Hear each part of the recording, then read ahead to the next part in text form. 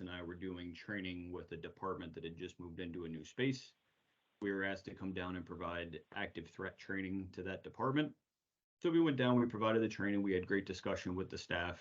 But the real story comes several weeks, or it was actually probably a week or so after that training took place. I was contacted by the supervisor of that unit, and he said, "Hey, we were having a conversation and we were thinking of different ideas, and we had an idea about labeling the inside of the doors in our department with the room number because it's a new area and we're not sure of all the different room numbers.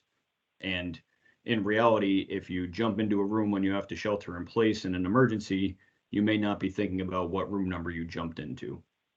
So I was like, wow, that's a very interesting idea that we hadn't thought of before. So I took that back and had conversations with interior design and FMS, and we came up with what I think is a really creative way and a appealing way that we could label the doors throughout the entire facility with the room number. Because this cannot just apply for people that are in new areas, but some people just don't know the room numbers, so they work in different areas frequently and they're not paying attention to what room they're working in. So with the help of FMS and the sign shop, particularly Bob Tubb, we designed a very nice sign for the inside of doors. And with conjunction with them, I'll be going around the facility. Some of you may have already seen these signs in different areas on the inside of doors.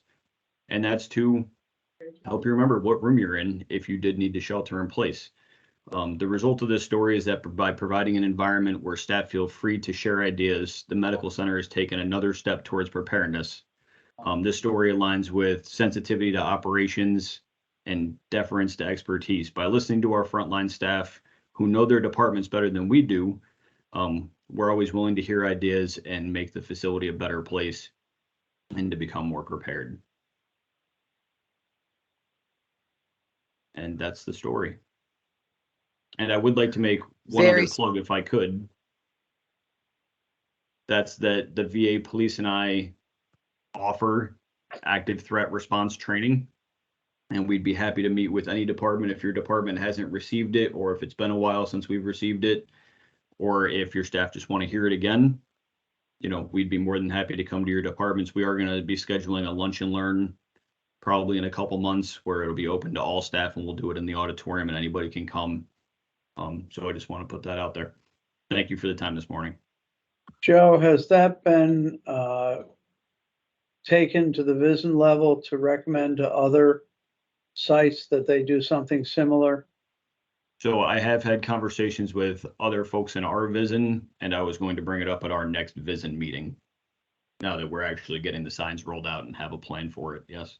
Yeah, I think that's great. I mean, if this is something that after you've done it, my response was, duh, but somebody had to think of it and do it. And I think it's really important stuff.